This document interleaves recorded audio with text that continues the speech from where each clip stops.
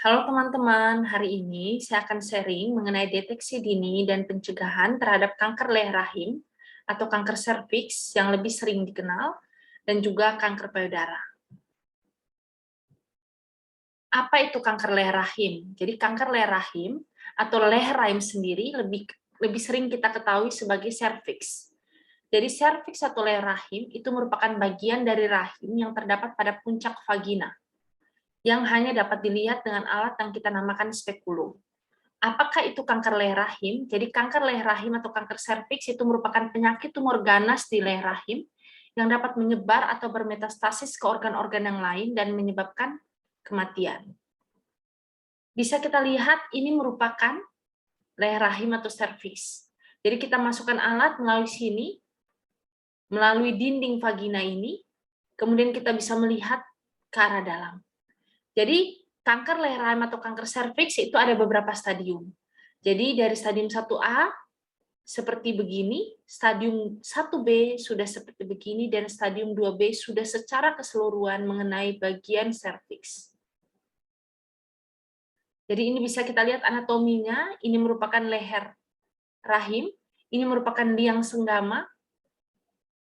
Jadi alat spekulum tersebut kita masukkan melalui liang senggama, kemudian kita melihat leher rahim. Setiap 1 jam, setiap hari, ditemukan 1 kasus kematian akibat kanker serviks di Indonesia. Sedangkan setiap 2 menit di dunia, ditemukan 1 wanita yang meninggal karena kanker serviks. Berdasarkan data WHO, kanker merupakan penyebab kematian terbanyak di dunia. Salah satu yang terbanyak adalah kanker leher rahim atau kanker serviks dan payudara yang mencatat korban jiwa tertinggi di Indonesia. Berdasarkan data Riskesdas tahun 2013, prevalensi kanker di Indonesia adalah 1,4 berbanding 1.000 penduduk.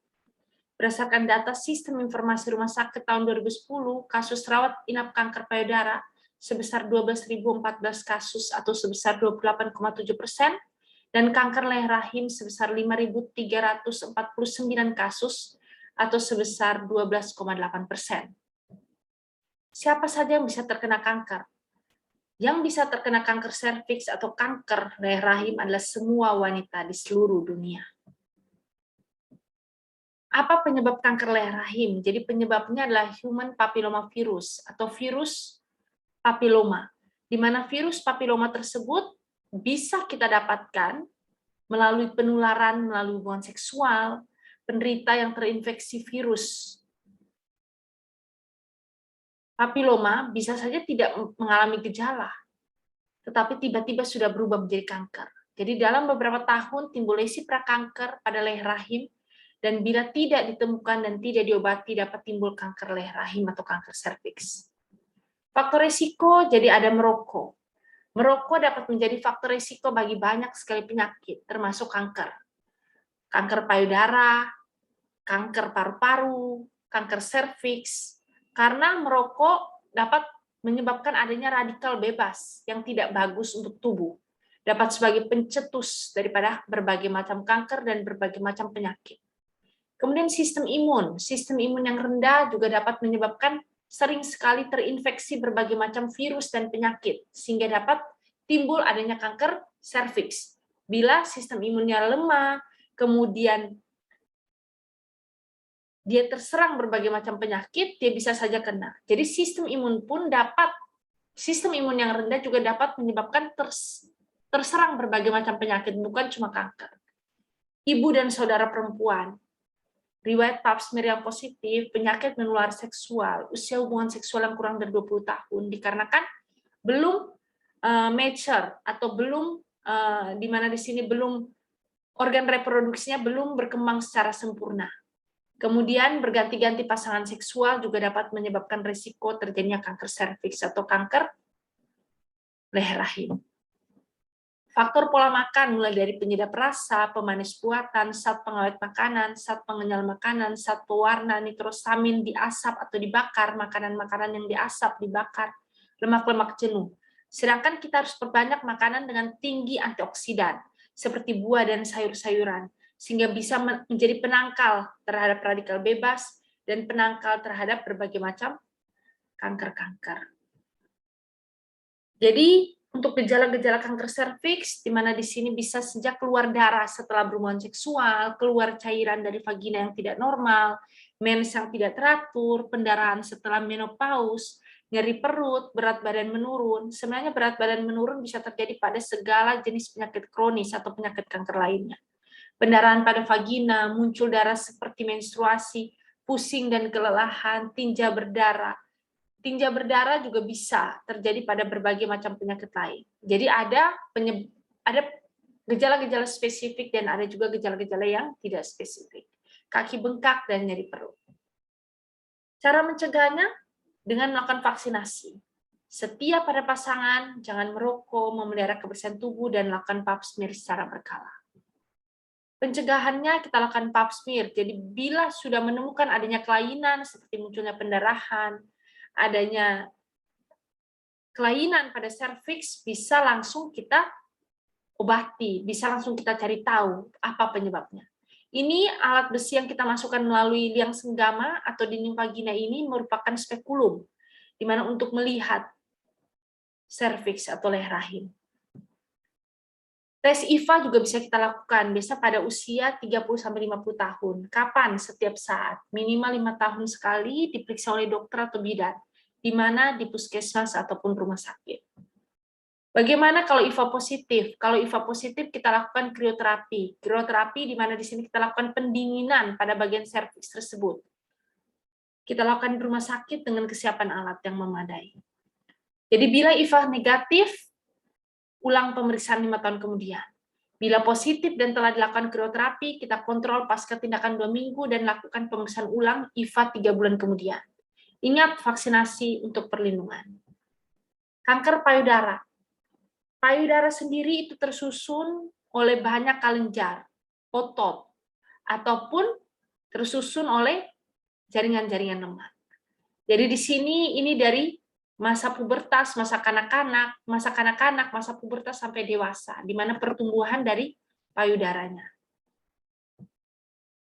Tanda-tanda dan gejala kanker payudara bisa ada benjolan seperti begini, bisa adanya permukaan payudara seperti tertarik ke dalam, ada permukaan yang cekung, keluarnya cairan dari payudara, permukaan payudara yang memerah, dan perubahan warna kulit.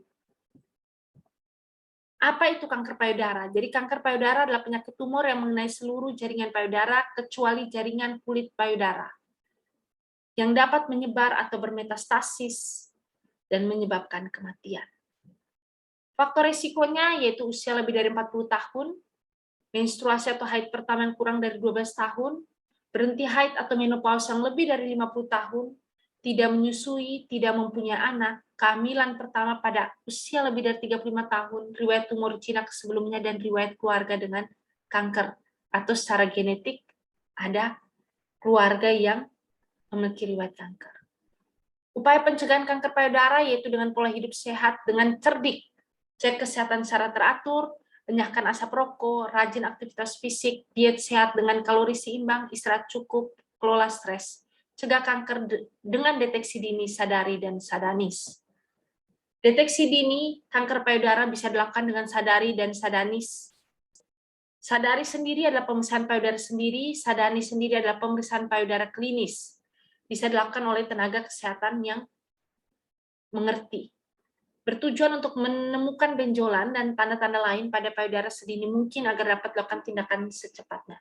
Sekecil apapun benjolan yang ditemukan, segera konsultasikan diri Anda ke dokter. Menunda berarti memberikan kesempatan sel kanker berkembang dan mengurangi kesempatan untuk sembuh. Jadi ini adalah pemeriksaan sadari yang bisa kita lakukan di rumah. Jadi di depan cermin, angkat tangan dan periksa apakah ada kemerahan atau bengkak di payudara. Letakkan tangan di pinggang dan periksa payudara seperti pada langkah pertama. Jadi lihat apakah ada kemerahan atau bengkak. Tekan payudara dari atas ke bawah seperti pada gambar dan rasakan apakah ada benjolan. Kita lakukan secara melingkar untuk merasakan pada setiap bagian payudara apakah ada benjolan. Kemudian kita melakukan penekanan ke arah puting susu untuk melihat apakah ada cairan yang keluar atau tidak. Kemudian kita lakukan juga pada saat atau dengan posisi berbaring. Ini kita lakukan dengan tenaga kesehatan. Jadi angkat kedua tangan, Tenaga kesehatan melihat apakah simetris atau tidak, ada benjolan atau tidak, memerah atau tidak. Kemudian tangan diturunkan dan kita kembali memperhatikan kembali apakah ada benjolan, apakah ada kemerahan, atau ada kelainan, simetris atau tidak. Kemudian tenaga kesehatan melakukan pemeriksaan penekanan secara melingkar. Kemudian kita melakukan penekanan ke arah dalam untuk melihat apakah ada cairan yang keluar dari puting susu. Kemudian yang ketiga, kita lakukan pemeriksaan kelenjar getah bening, di mana pada bagian aksila atau ketiak dan pada bagian klavikula. Ini pemeriksaan imaging, yaitu bisa pemeriksaan USG atau pemeriksaan mamografi, bisa kita lakukan pemeriksaan pada payudara. Jadi ini normal, tampak normal dengan pemeriksaan imaging atau pencitraan. Ini tampak adanya kista jinak, dan kalau misalnya seperti akar-akar, gambar tidak jelas, hati-hati itu merupakan kanker. Hasil pemeriksaannya kalau ditemukan 0,2 cm, biasanya pada mamografi setiap tahun. Kalau ditemukan 0,6 cm, kemungkinan mamografi baru pertama kali dilakukan. 1,2 cm itu biasanya pada orang yang melakukan sadari secara teratur. Kalau 2,75 cm, sadarinya biasanya tidak teratur. 3,75 cm, sadarinya tidak terlatih. Normal, jinak, dicurigai jinak, diperiksa ulang 6 bulan kemudian, dicurigai kanker, harus dilakukan biopsi di rumah sakit. Sekian dan terima kasih.